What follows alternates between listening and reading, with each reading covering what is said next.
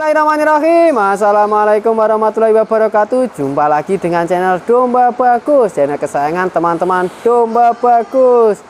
Nah, pagi ini kita jalan-jalan lagi ke Ferries Farm teman-teman, dengan alamat Sukoharjo, Ngurah, Kediri teman-teman. Sukorejo. Oh iya, Sukoharjo teman-teman. Ferries Sukoharjo.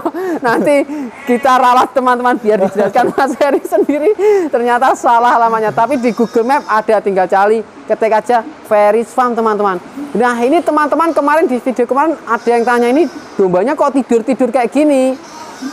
Nah, sedangkan di peternak pemula itu ketika ada domba yang layah-layah kayak gini, dikiranya nggak makan, justru ditambahi kasih pakan lagi. Boleh nggak sih proses seperti itu? Nah, nanti kita sekaligus membahas tentang pakan, kupas tuntas pakan di kandang Ferries Farm teman-teman.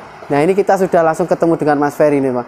Selamat pagi Mas Ferry. Pagi teman-teman. Gimana kabarnya ini? Kabarnya sangat bagus. Sangat bagus ya. Nah, ini disyuting oleh Domba Bagus. Nah, kemarin kita sudah menyinggung soal presiden, sudah dapat telepon dari apa itu? Putin. Sudah telepon dari apa itu namanya? Pas Pampres belum? Gawat. Barangkali ada Pas Pampres yang pengen bermitra dengan Ferries Farm kayak gitu. Bener. Wah, mungkin perkenalan dulu aja Mas Ferry. Siap. Tadi keliru ya Sukoharjo teman-teman ya. Ya. Tak perkenalkan dulu, nama saya Ferry, bisa dipanggil Mas Ferry ya. Saya dari kandang Ferries Farm. Alamat yang benar adalah Sukoharjo. Oh, Sukoharjo. Jalannya Dr. Wahidin nomor 66. Nah, lokasinya di Ngurah Kediri itu loh. Nomor HP. Nomor HP itu 085 780 688 151. Oke. Nah, ini kita mau membahas ini domba-domba ini kenapa ini kok malas sekali tidur-tidur kayak gini. Oh, gitu. Oh ya. Emang boleh ya. Emang boleh domba yang liar-liar ini ya. Jadi gini teman-teman ya. Tadi pertanyaannya gimana? Dikasih makan lagi? Ini dombanya kan biasanya, gini domba kok tidur-tiduran, apa butuh makan lagi? Kadang kan di peternak itu pola pakannya dia duduk kasih pakan lagi. Benar, gini ya. Kalau saya pribadi untuk domba ini kan kita ingin domba ini gemuk, sebenarnya kan seperti itu. Domba kami itu kita itu pengen gemuk. Salah satunya mungkin kita perwujudan kayak ini mulus-mulus ini kita cukur ya. Kita cukur. Dan yang kedua adalah treatment pakan. Kepreset tuh. Bahasa gitu tadi ngimpi. Nah, ngelindur teman-teman. Lah, apa itu proses pakannya? Kenapa sih pakannya kok nggak dikasih terus kan seperti itu? Lah, sebenarnya ya kalau kita ketahui, ini menurut para ahli ya. Ya. Domba ini setiap makhluk hidup itu ya. Setiap makhluk hidup kalau ingin memproses mereka harus istirahat. Atau ada waktu untuk memproses, yaitu dengan leha-leha atau jerum seperti ini atau dengan tidur-tiduran. Jadi yang bikin domba ini gemuk sebenarnya satu memang nutrisi dari pakan. Tapi kalau dia makan terus waktunya untuk proses nutrisi itu kapan memproses di tubuhnya? Kan nggak ada. Itu dikeroyok 4 ya. Apa? Minum susu. Oh ya, 4 teman-teman. Minum susu rasa tetangga. Ya. Nah, terus gimana Mas Ferry?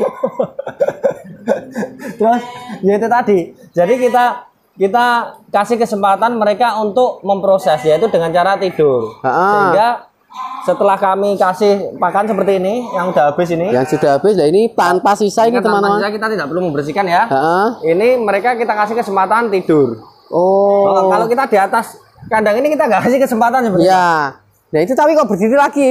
Nah, karena ada distraksi itu tadi yang kepleset, yang anaknya mentil. Kalau yang ini. Nah ini kan tidur semua itu teman-teman. Tidur ada yang bangun lah. Ya. Jatah rondo. Nah, dia mungkin ngabsen nih koncone full apa enggak teman-teman. Intinya itu tadi Mas.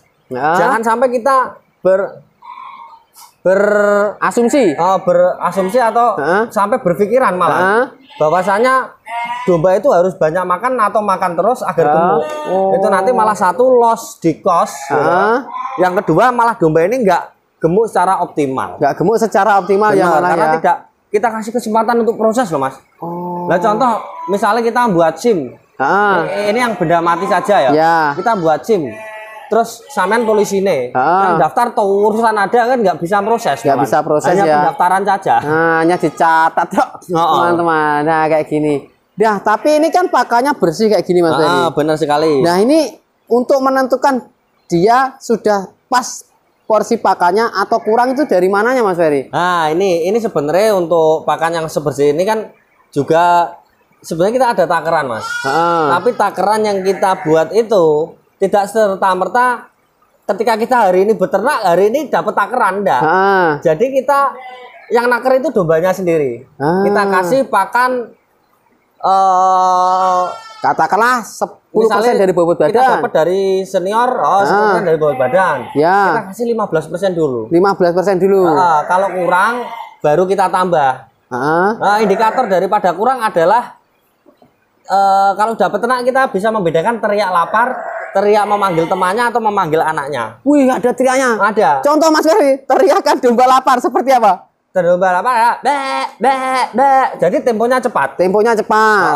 Kalau untuk domba yang mau minta kawin, gitu. Oh, itu. Terus ada lagi apa tadi? Kalau domba nyari anaknya, anaknya ketika induknya bilang be lah itu. Tadi agak lemas. Jadi ada rasa sayang di dalam panggilan tersebut. Jadi intonasinya sendiri-sendiri. Ada rasa sayang, ada rasa panik, dan ada rasa hasrat yang itu tadi. Itu minta kawin. Jadi apa itu? Setiap suara domba itu ada iramanya, teman-teman. Ada iramanya dan sendiri. menentukan dia pengen apa. Kalau pengen lapar seperti apa tadi Mas Ari? Oh, cepat pokoknya. Cepat dan saut-sautan. Saut-sautan ya. Jadi kan kalau di sini kan sistem makan bareng, Mas. Bareng. Nggak ada kitir atau absen antri satu-satu. Jadi ketika mereka yang satu lapar, yang satu jelas ikut lapar. Jadi jamnya sama. Jamnya sama ya. Kecuali kalian pakai sistem kitir. Kitir atau kupon. Nah, itu nanti bisa sini teriak manggil anaknya, sini teriak lapar, sini teriak birahi. Akhirnya manggil anaknya sambil makan sambil kawin gitu. Wah, 3 kali pemanggilan, teman-teman. Sekali teriak, tiga kali mbean terlampaui. Nah, bingung sekali nanti malah ini peternaknya nanti malah pusing. Oh, jadi dari suara-suara itu tadi. Terus menentukannya tadi di awal dilebihkan separuh. Dilebihkan separuhnya. Terus? Nah, kalau sudah dilebihkan separuh, nanti misalnya ini kan kebetulan yang sini habis, ini berarti sini pas. Ya. Nah, yang ini masih ada sisa. Kita indikatornya itu dari makan ke makan lagi. Itu mereka nggak teriak-teriak. Contoh ya, kita makan pagi jam 7, makan sore jam 4. Lah, ketika tidak memanggil anaknya atau ketika tidak kawin, mereka ada teriak-teriak lapar di jam 2. Berarti pakan kita itu kurang. Besoknya baru boleh ditambah. Jangan ditambah pada waktu itu. Malah besoknya. Mengurangi pun juga begitu. Kalau sampai makan sore ini masih sisa, contoh ini kan di sini masih ada yang sisa ya. Di situ sudah habis, ini kan diulangi lagi. Ini bersih ini juga nggak boleh dibersihkan. Masih sisa ini nggak boleh dibersihkan juga. Nggak perlu. Nanti sore saja kita campur dengan pakan baru. Kita timbang, kita takar berapa sisanya. Baru besok kita kurangi sisanya itu. Nah, itu untuk menentukan berapa takaran domba. Jadi bukan berapa kilo untuk takaran domba sehari lah. Itu kalau dijawab dengan estimasi bisa. Tapi kalau dengan fix, kita harus terjun ke ternaknya langsung. Harus praktek langsung. Ya. Nah, justru kan kadang juga ada peternak yang tanya seperti itu saja. Mas, kebutuhan pakannya berapa sehari? Katakanlah 2 on konsentrat, terus 1,5 kilo hijauan. Benar. Dilakukan seperti itu ternyata dombanya makin kurus kayak gitu. Nah, karena gini, Mas, ada beberapa yang menentukan kebutuhan ternak, volume pakannya, kebutuhannya seberapa kilo sih kan itu. Itu satu, tergantung dari bahan campuran. Bahan campuran ini kan ada nutrisi-nutrisi pendukung. Ketika itu mengenyangkan, jadi tidak perlu banyak-banyak. Tapi ketika itu terlalu banyak proses atau prosesnya terlalu lama, contoh pakai serat yang sangat kasar, itu kan akan sangat lambat untuk domba ini merasa kenyang. Nah, jadi di sini indikatornya domba gemuk, domba kurus, itu diam. Bukan karena kita tapui atau kita solasi ya teman-teman. Tapi karena memang kebutuhan hariannya itu tercukupi. Seperti itu. Oh, seperti itu. Nah, kalau sebaiknya pola pakannya Mas Ferry. Kan ada yang kasih pakan sampai 3 kali, 4 kali, 5 kali, atau 2 kali. Nah, itu sebaiknya seperti apa dari Mas Ferry? Sebenarnya gini, untuk pola pakan kita bisa kalau penggemukan itu malah ad libitum, harus ada terus. Kalau untuk penggemukan harus ada terus. Ada yang 3 kali, ada 4 kali. Ya. Yang paling utama adalah 1, jangan merubah-rubah. Kalau sudah 3 kali ya 3 kali. 3 kali terus. Kalau sudah 4 kali ya 4 kali terus. Terus kalau sudah 2 kali ya 2 kali terus.